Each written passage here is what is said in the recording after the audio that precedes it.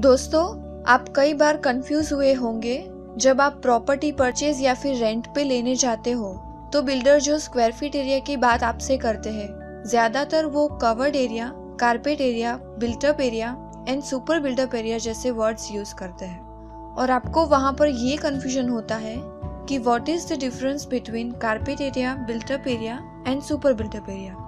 तो बने रहिए इस वीडियो में मेरे साथ और आज हम आपका ये कंफ्यूजन दूर करेंगे।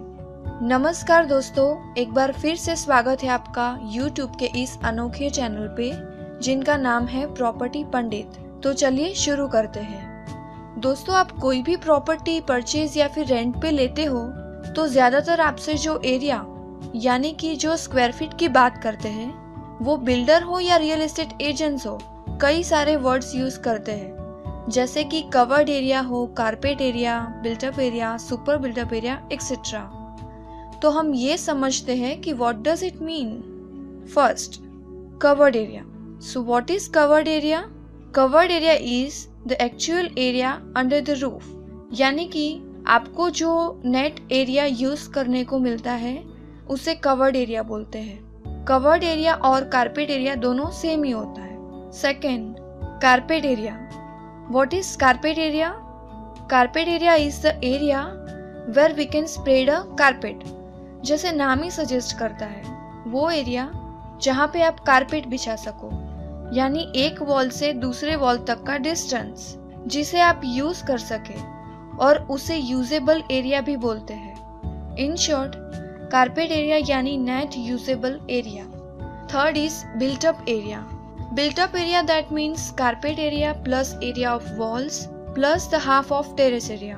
Built-up area यानी कि carpet area plus आपके घर या फिर ऑफिस की वॉल, और यदि इस प्रॉपर्टी में टेरेस भी है तो half of the terrace area, और नॉर्मली ये carpet area से 10% ज्यादा होता है।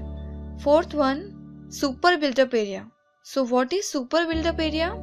Super built-up area is built-up area plus area occupied by common amenities like lifts, corridors, clubhouse, swimming pools, etc. दोस्तों, ज्यादातर इस सुपर बिल्डअप एरिया में ही कंफ्यूजन होता है। सुपर बिल्डअप एरिया यानी आपको जो कारपेट एरिया मिलता है प्लस वॉल्स एरिया यानी कि बिल्टअप एरिया प्लस सारी कॉमन अमेनिटीज जो बिल्डर प्रोवाइड करते हैं, जैसे कि लिफ्ट्स हो, entrance foyer, parking area, garden area, club house etcetera.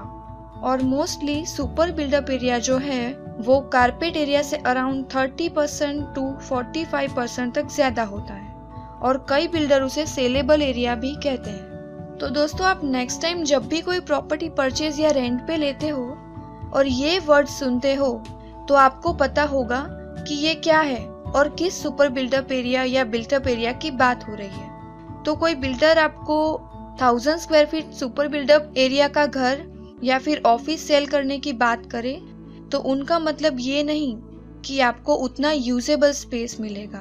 तो यहाँ पे आपको पता होगा कि ये सुपर बिल्डअप एरिया है।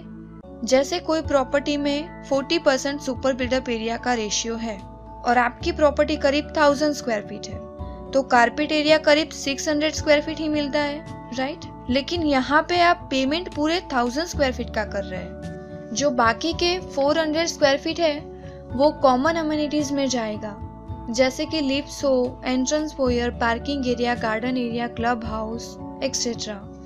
और दोस्तों, नेक्स्ट टाइम आपको कोई प्रॉपर्टीज को कंपेयर भी करना हो तो आप पहले कारपेट एरिया कैलकुलेट करने के बाद पर स्क्वायर फीट रेट्स कंपेयर कर सकते हो। इससे आप एक फेयर कंपैरिजन भी कर सकते हो। जैसे कोई builder X 1000 square feet super build up area का फ्लैट आपको 50 lakhs में देता हो और उस प्रोजेक्ट में उसने 35% सुपर बिल्डअप एरिया दिया है, और सेम उसी एरिया में बिल्डर वाई आपको 1000 square feet super build up area का ही फ्लैट करीब 45 lakhs में दे रहा हो, लेकिन यहाँ पे बिल्डर वाई ने करीब 45% सुपर बिल्डअप दिया है।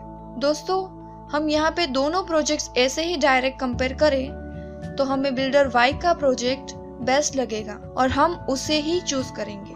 तो दोनों बिल्डर से आप सुपर बिल्डअप रेशियो पूछकर आप कारपेट एरिया कैलकुलेट कर सकते हो और बाद में एक फेयर कंपैरिजन करके राइट डिसीजन ले सकते हो।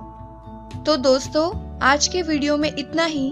आपको ये वीडियो अच्छा लगा है तो लाइक करें और साथ ही में इस वीडियो को फ्रेंड्स एंड फैमिली के साथ शेयर करें और आगे ऐसे ही वीडियोस को देखने के लिए इस चैनल को सब्सक्राइब करें। Thank you. जय हिंद।